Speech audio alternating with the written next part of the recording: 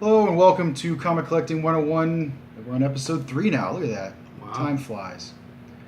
Well, last time we talked to you about different ways to get to collect books.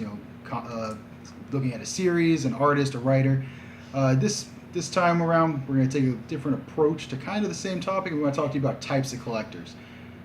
So Sergio's going to take it. All right, so you got a couple different types of collectors. You've got what most people are, which is a casual. All right, casuals will walk into a store, they'll pick up a book that they like, they'll read it. If they like it, they'll pick up the series, they'll start collecting the series. They'll probably end up just throwing those books away.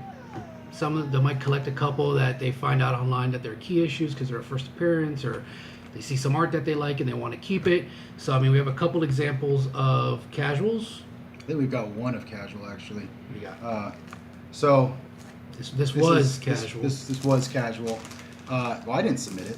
We're also going to introduce you to CGC for the first time, which is something that I'll go into greater detail on in one of my side episodes later on, pretty soon actually. So this is Rocco's Modern Life #1 in a CGC 9.8. I did not buy this and then submit it.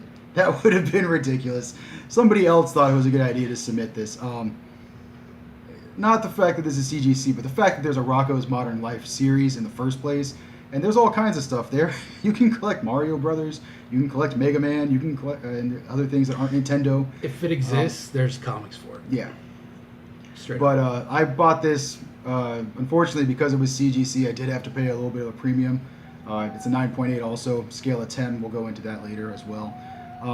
So I paid a little bit more than I should have for this, but I loved the cartoon when I was a kid, so I was like, oh, I'll snatch the book. Why not? Ooh, baby, ooh, baby, ooh, baby.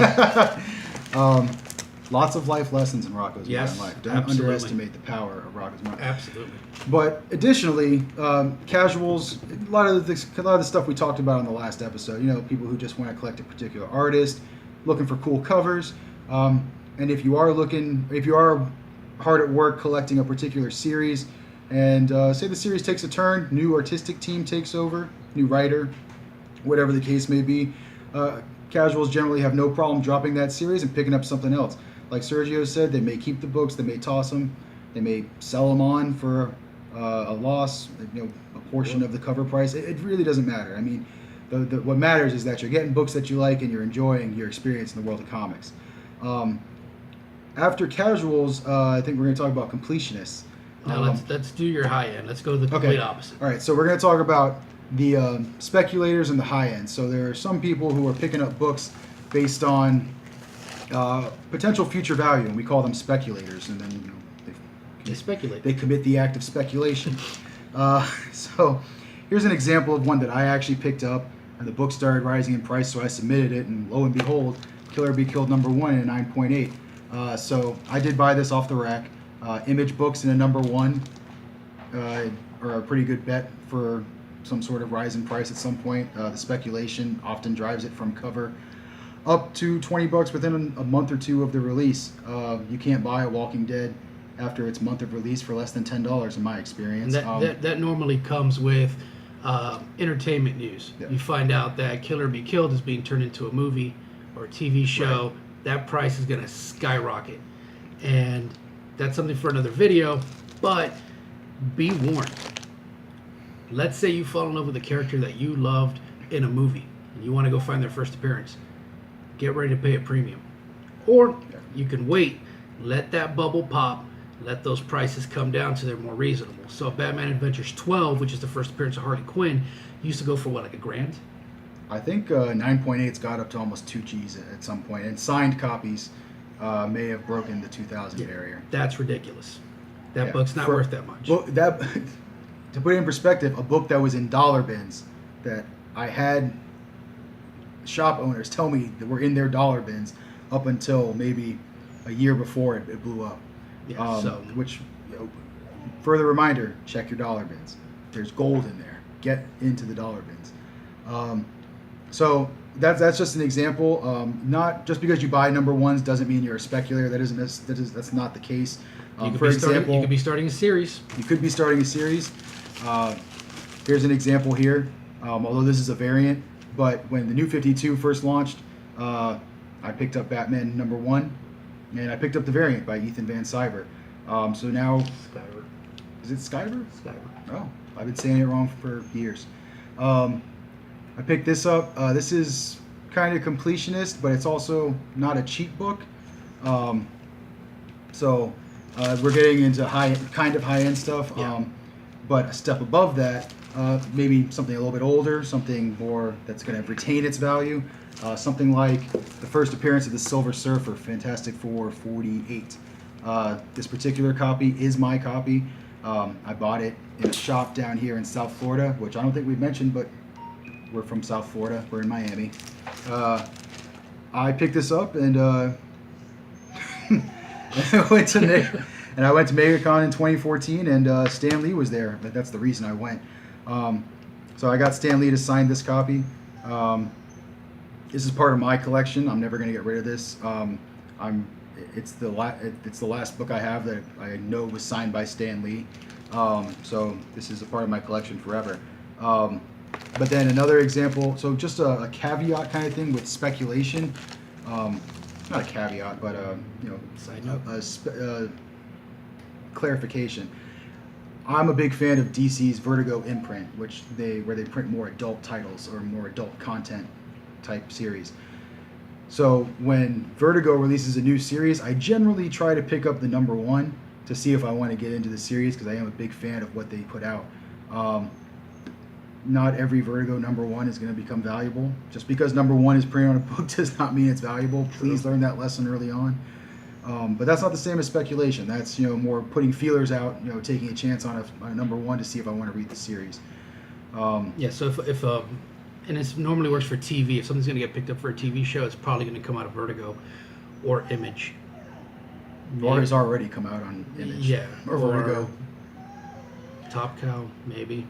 Well, some of the more popular TV shows right now have come out of DC's main lineup. Well, so yeah. Green Arrow and Yeah, Flash, yes. obviously, you've seen these. Yeah. And then Netflix has pulled some major Marvel characters. Marvel doesn't really have an ongoing imprint. They've tried in the past with for children's books and for more adult things, and they've kind of fallen by the wayside. I don't think they've had anything since the 80s, maybe the early 90s. But that's very historical, something for a later conversation. Right. So we kind of touched on completionists. So just they're different types, but really completionists are people who are collecting an entire series. I'm going to buy the next Batman book, next Spider-Man, next Superman, whatever series, no matter what. Might not even read it. Yeah, Literally but I'm just- going to get. You just want the complete series. Completionist is exactly how it sounds. Okay.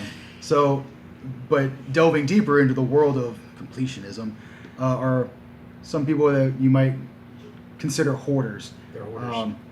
Your head hoarders. to the right, because the light behind you is glaring.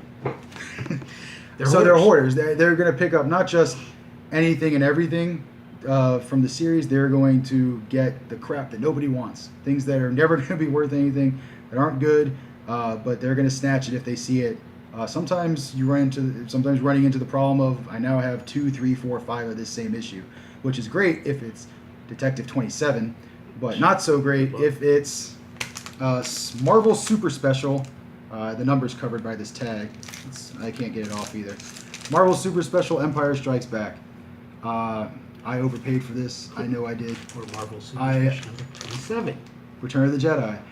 I overpaid for both of these. I know I did. I committed a sin of comic book collecting early on in my collecting career. But that's why we're doing this, to help you. They're in not do great the same shape. thing. They are, but they're in not great worth shape. anything. But you could probably pick something up like these at garage sales for like a quarter. Yeah, or they should. If you want them.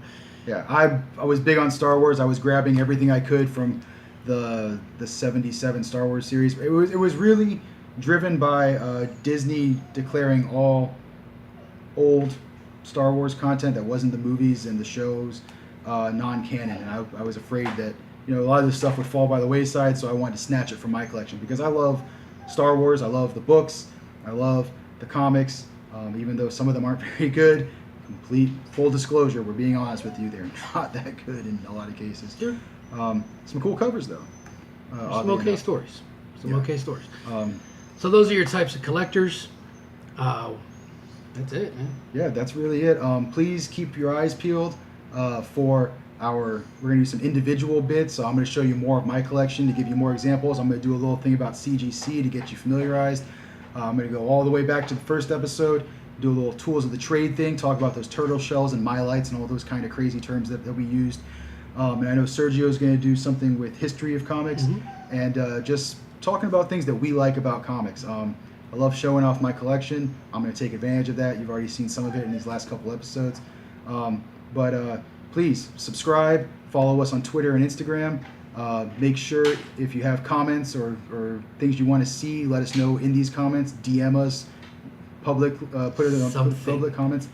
Anything you want to say it. If you want to say that we're terrible, tell us we're terrible. Say something. We want to improve. We want to make better content for you guys. But again, as always, until the next time, happy collecting, and we'll catch you next time on Comic Collecting 101.